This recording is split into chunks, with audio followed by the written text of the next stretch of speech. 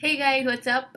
Back on making videos. I know it's been a while, but the good thing is that I'm stronger than my last video, so that's always good.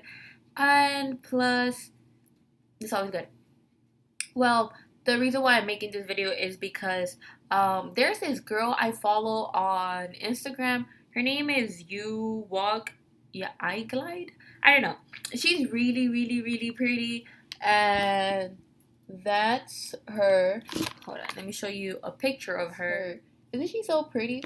And what she made a post. She uploaded a picture and she made a post something about saying that she always felt so intimidated by her hands because she felt like a creep, or she felt not she didn't say creep, or something like that. That she just didn't feel confident of her hands because after you have like a spinal cord injury, C5, which you're considered a quadriplegic, after you've been diagnosed as a quadriplegic, your hands don't work like they used to, so that the hands recover slower.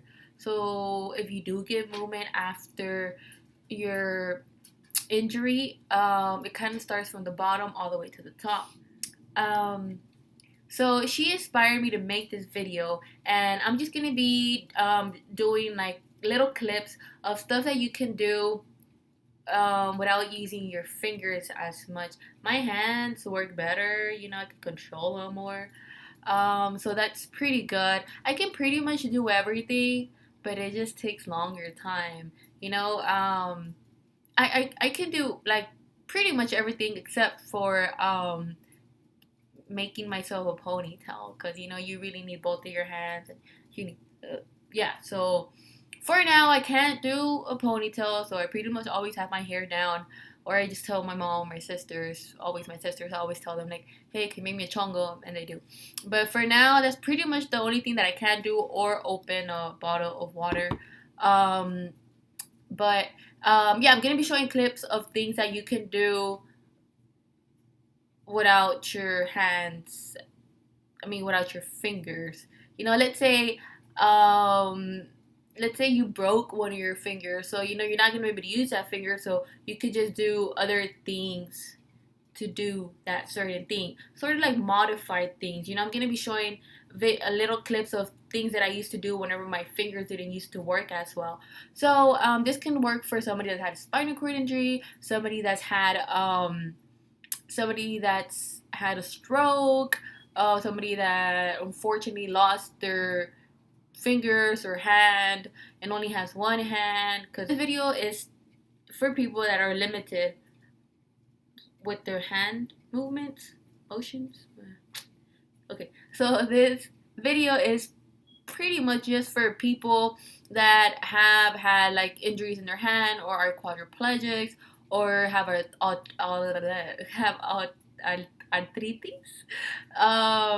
Arthritis. Okay, yeah. My English is pretty bad sometimes, but yeah. So this is pretty much for that. Because I know I am super self-conscious about my hands, because like it takes time for me to open my hand. So by the time that somebody tells me, hey, buenas tardes, and they shake my hand, it's kind of, yeah, it's awkward sometimes. So yeah, I know what she feels, and I know, like, I could understand somebody that's had a stroke. Usually when you have a stroke, their hand is like, they have it like this, and they can't really open their hand because it's really stiff.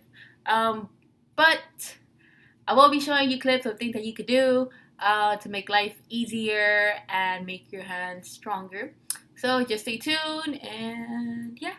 Hey guys, this is called a one hair up tie, and it's pretty awesome.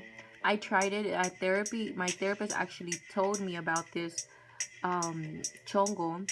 It doesn't look like your normal chongo, but it gets the job done. She doesn't have um one hand, and she's able to do it. So let's say you do have a stroke, or you are a quadriplegic. Usually one of your hands is stronger than the other one, so you could do this, without, and this can make you more independently. And if you watch the whole video, you'll see how she manages to make herself a chongo. It's awesome. Guys, well, this is one of the devices that I bought from Amazon. I don't know the name of it, but I'll just put the links on the caption of the video. Okay, so that's one of the exercises that I do. My sister's making it seem so easy, but trust me, if you had like an injury in your hand or whatever the case may be, it's pretty challenging. So the point of doing this is working each finger individually, okay? So she's even struggling to do the pinky. You can find this at Amazon. Like I swear, I love Amazon. You find anything there. Find yourself a boyfriend there. I don't know the name of this tampoco, but you can find it on Amazon. I actually didn't buy this. My instructor from ROTC gave it to me, and he had a stroke, and it helped him out a lot. It actually helped me a lot. I wasn't able to even pull it without the rubber band. So I've gotten stronger by using this.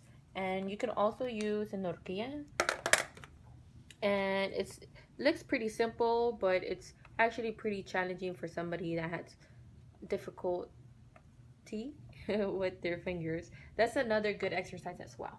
So you can easily make this at home, and it's just like a pipa. She's my little sister, she's laughing. You can find it at Home Depot, but I found it in my garage.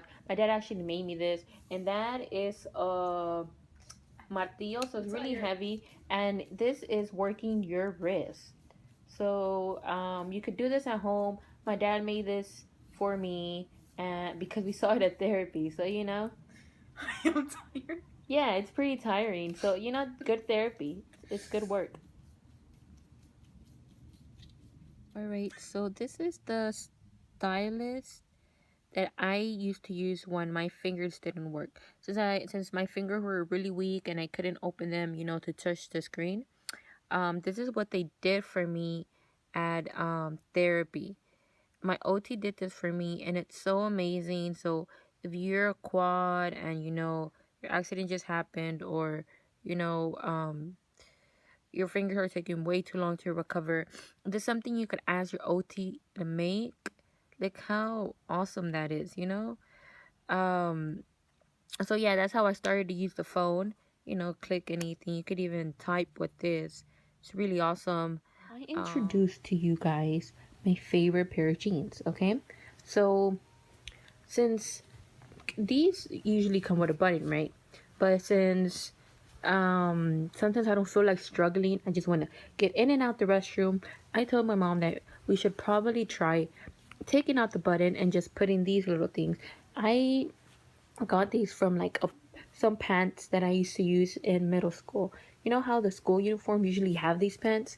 Well, yeah, I thought about that, and I was like, hey, we should probably use this, and then I could struggle less. And yeah, I struggle less because the button is harder, and this is way easier. So if you had a stroke or whatever the case may be, that your hands don't function as well, this will be like an excellent idea.